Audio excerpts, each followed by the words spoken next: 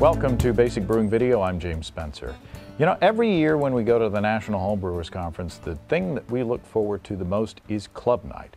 That's the night where homebrewing clubs get to show off. They put together booths, they wear costumes, and they bring their best beers.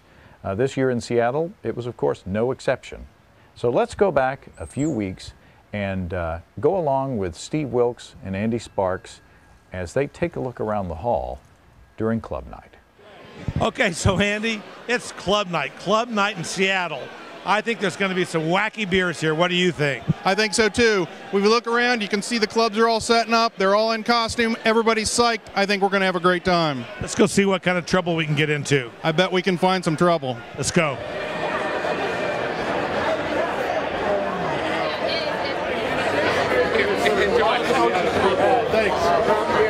Well, James, this is a Washington State cider that we're pouring tonight. So come back and enjoy one later.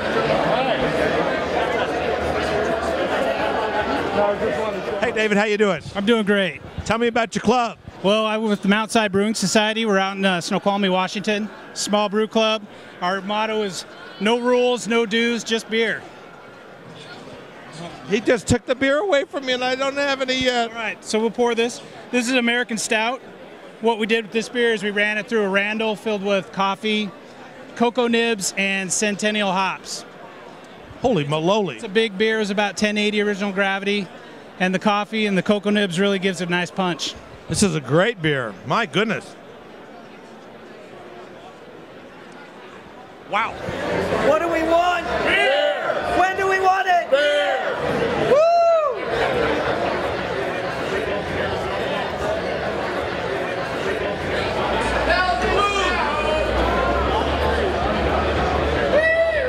Ben, tell us about this beer. This is a barrel sour. It's a white wine barrel, and we did just a very light sour beer. It's intended eventually for apricots, but right now it's drinking really beautifully and it's delicate. We also have another beer that's the same thing, aged not in the barrel at all. It's in stainless, so you can see what the barrel did to the beer. So you'll have that next. Wow. What's that? It's a Marsanne white wine. It was the barrel. Okay, so now what I'm doing, the first beer was aged on a white wine barrel from Eastern Washington. This is the same beer that was not aged on the barrel, so the experiment is to see what difference the wine barrel made. So here we go.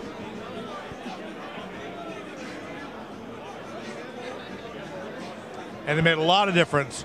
There's a lot of difference in this beer. Different. Yeah, we really liked how the barrel changed the beer.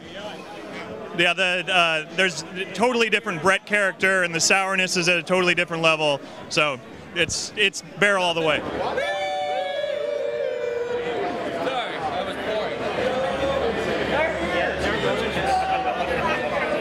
Where are you guys from? We're from Israel.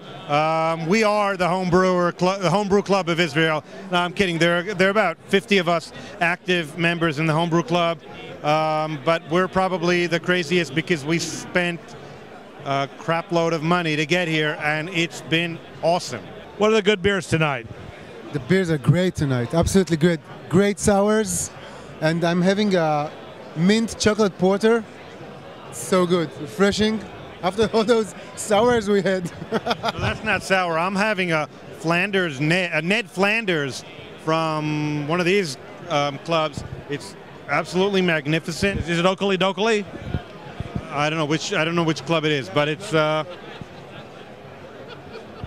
Locally, I missed locally? that. Oakley Dokley. Ned Flanders is a character from The Simpsons. I know that. So, Homer would always say, or actually Ned would say Oakley Dokley. Okay, if you say so. I don't know. I'm too drunk for jokes now. I'm sorry. Cheers. Put down the camera.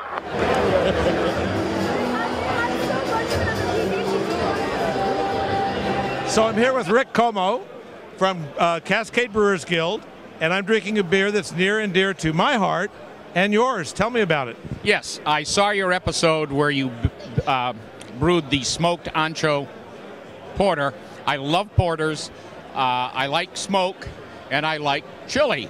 So I did it, but I did change the 2-row to Maris Otter. And I was going to call it where there's smoke, there's fire, but I don't know anything about peppers. And so when I tasted the ancho, which was dried, I said, this tastes wonderful, but there's no heat. So I named the beer instead. Well, we call it just so. Oh, sorry. People know what it is. We call it smoked ancho porter. But what I call it now is here's the smoke. Where's the fire?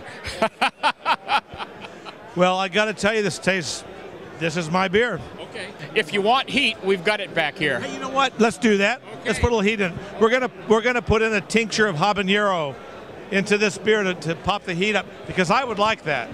But you know, a lot of people don't. So here we go. Whoa, I didn't. Okay. So now, tell me what you're doing. Okay, this is a tincture where I started out with 8 ounces of vodka. I put in 3 habaneros that I had ripped the seeds out of, and it was okay.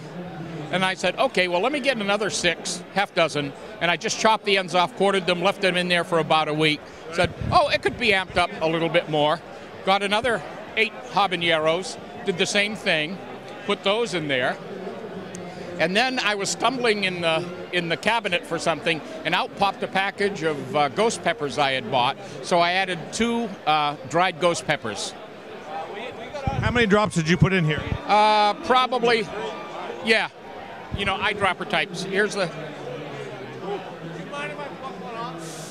There is a lot of heat in here now. It's not so hot that I don't like it and can't drink it. But this is really hot. This is really, really hot beer, chili-wise, and it's really, really good. Yep. It's a way to add it a little bit at a time. So you can make a beer like this that, you know, doesn't have heat that people will enjoy. And then for someone says, well, where's the heat? Yeah, this. Cheers.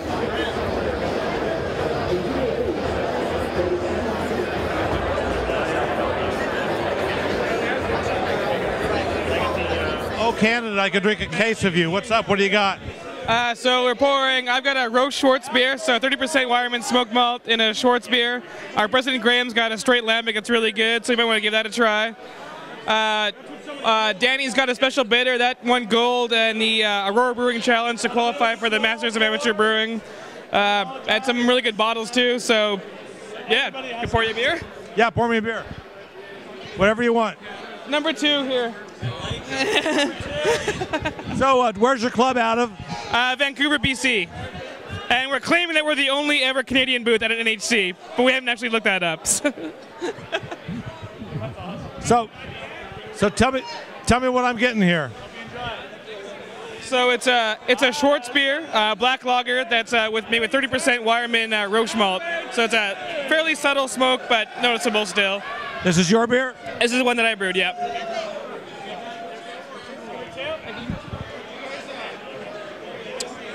Very nice. Very nice.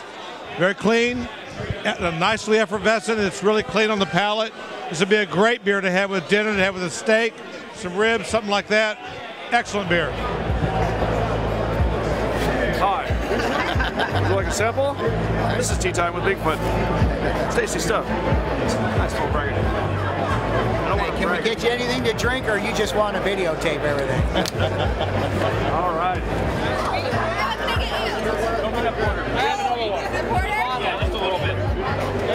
Hey, Garrett, how you doing? Oh, Steve, Wilkes, big fan. For a long-time fan, long-time listener to Basic Brewing. You guys have the best podcast for brewing. I've been listening for about 5 years now, and I've learned so much from you guys. You're awesome. That's great. That's great. We can quit now.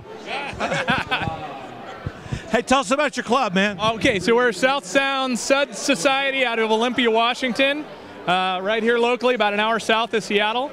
And we've got about a 25, 30-member club, and just, you know, all about brewing. We love to brew, and they're so happy that we're able to get to NHC so close to home. Really fantastic. Tell me a little bit about the beers you brought tonight, and then I want you to pour me something. You bet, absolutely. So here's our list. Sasquatch is holding our menu here. The Double D Dunkel by our friend Dave Losh, an Imperial Stout, the Dead Man's Peril. And this is my beer here, the Artese Uncommon. If you don't catch the reference, Olympia the old Olympia Brewing was It's the Water. Many of us have an artesian well, which is a free-flowing well of downtown Olympia that we use for our beer. Fantastic water, couldn't be better. So this is the Artese Uncommon. Yes. Now, did this come from an artesian well, the water? Oh, absolutely. All of my brewing water comes from the artesian well downtown Olympia. I take my carboys down there and fill them right up, right at the tap. I love it. It's just like living in hot springs. Oh, very nice. Very nice. Yeah, you like it? Yeah, yeah. I love the malt. Thank you very much. Everything about it. Got some good, some Maris Otter in there, and all Northern Brewer hops. Yeah. Thank you, Steve. Oh, it's a pleasure meeting you.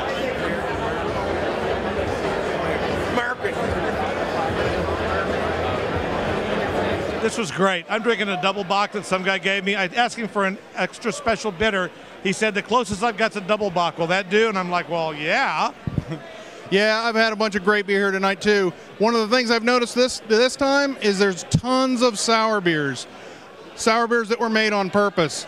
Delicious. Some of them are just succulent. It's really surprising how much sour beer is here. And then there's so many other great beers, from double IPAs to imperial stouts, chili beers. As a matter of fact, I think I saw somebody doing a chili beer that you did. That's right. That's right, exactly. And the people here are as friendly as they can be. The clubs are crazy. Everybody's having a great time. Let's put this camera away. Let's put this microphone away, and let's come back and party. I'm all for that. Come and visit us on the web. At basicbrewing.com, you can find archived lists of both our audio and video podcasts on home brewing. You can also find our DVDs, Extract Brewing and Partial Mashing, Stepping into All Grain, Low-Tech Lagering and Decoction Mashing, Introduction to Wine Kits, and for a limited time, our 2012 Brewer's Logbook. Drop us a line. We'd love to hear from you.